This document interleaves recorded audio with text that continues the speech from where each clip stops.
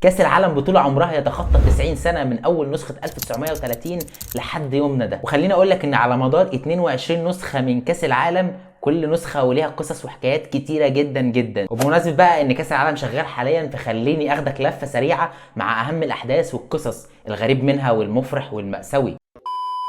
حكايتنا الاولى هي ان هدف عكسي سجله لاعب كولومبيا اسكوبار كان سبب في موته بالرصاص. في كاس عالم 1994 في امريكا، كولومبيا وقعت في المجموعه الاولى مع رومانيا وامريكا وسويسرا. الشعب الكولومبي في الوقت ده كان حاطط امال كبيره على المنتخب، خصوصا ان كولومبيا كان بقالها 4 سنين ما خسرتش الا ماتش واحد بس، وكمان متاهله لكاس العالم مباشره بعد ما كسبت الارجنتين 5-0. وبدا كاس العالم وخسرت كولومبيا اول ماتش من رومانيا 3-1. قبل ماتشهم الثاني مع امريكا جالهم تهديدات من بتوع القمار والمخدرات في كولومبيا ان لو ما كسبوش هيتقتلوا 1-1. وبدا الماتش طبعا ووسط ارتباك شديد من لاعيبه كولومبيا، سجل اندريس اسكوبار هدف بالخطا في مرماه وخسرت كولومبيا 2-1، وكده رسميا هم خارج المونديال. وبعد رجوع البعثه ب7 ايام اطلق على اسكوبار 6 رصاصات. وفي حكايتنا الثانيه عريس وعروسه عملوا فرح في الملعب قبل الماتش، وكانت في مونديال 98 في فرنسا. ونظرا لانه كان اخر ماتش في دور المجموعات ما بين البرازيل والنرويج، قرر العريس اكلاندو النرويجي والعروسه روز انجلا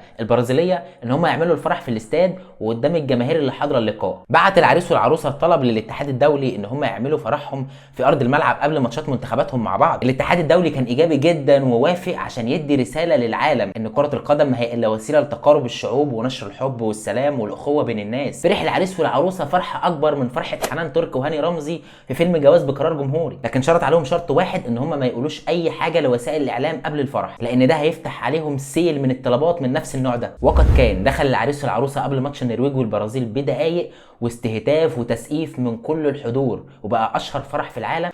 كسبت النرويج البرازيل 2-1. حكايتنا الثالثه بقى كانت في مونديال 1966 في انجلترا. كلب بيكلز بيرد لانجلترا سمعتها وبيرجع لهم كاس العالم المسروق قبل ما يتوجوا بيه. قبل كاس العالم ب4 شهور، وكالمعتاد بيبعت حامل اللقب للنسخه اللي قبلها الكاس للبلد المستضيف عشان تحطه عندها في المعرض وتجهزه. وفعلا بعتت البرازيل بطل 62 كاس العالم لانجلترا منظم البطوله 66. وفي شهر مارس 1966 يختفي كاس العالم من قاعه البريد في انجلترا اختفاء مفاجئ. وبعد تحقيقات الشرطه العمال قالوا ان هم كانوا في ساعه الراحه ورجعوا وما لقوش الكاس في مكانه. وبعد اسبوعين وفي جنوب لندن شخص اسمه دافي كوربيت بيعمل مكالمه في التليفون، يقوم الكلب بتاعه جاري ويروح يلعب جنب البيت، فصاحبه يروح عشان يشوف الكلب راح فين، فيلاقيه بيلعب جنب حاجه ملفوفه في جرايد، فيفتحها يلاقيه كاس العالم. يروح يسلمه لاسم الشرطه فيتهموه ان هو الحرامي اللي كان سرقه. وبعد مناقشات قدروا يفهموا ان هو مش الحرامي وان هو مجرد فاعل خير، عشان يرجع البيت ويلاقي وسائل الاعلام من العالم كله بيخلوا الكلب بيكلز بتاعه اشهر كلب في العالم. حكايتنا الرابعه كانت في مونديال 66 برضه في انجلترا. تعرف ان النسخه دي كانت نسخه بنت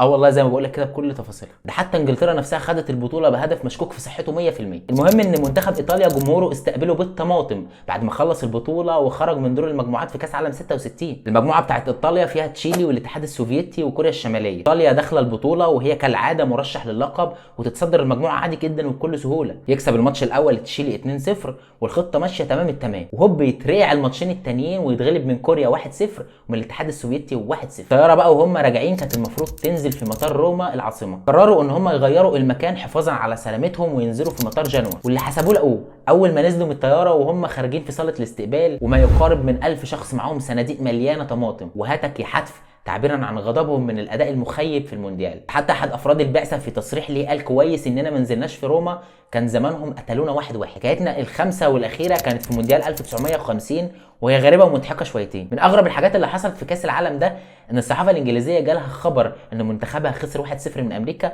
فقرروا ان هم يحطوا 1 جنب الصفر بتاع انجلترا، وكتبوا ان انجلترا اكتسحت امريكا 10-1. الحوار بدا لما الاتحاد الانجليزي قرر ان هو يشارك في اول كاس عالم ليه 1950 في البرازيل، ورايح ومعاه منتخب تقيل. كسب تشيلي في الافتتاح 2-0. الماتش اللي بعده عنده امريكا. المدير الفني بقى قرر يطلع المحنك اللي جواه وقعد نجم الفريق دكه، وقال ان الماتش كده كده مضمون، خصوصا ان امريكا فريق متواضع وخسران ماتش الافتتاح 3-1 قدام اسبانيا. سبحان الله منتخب ما بينزلش من زور حتى في قصصهم التاريخيه.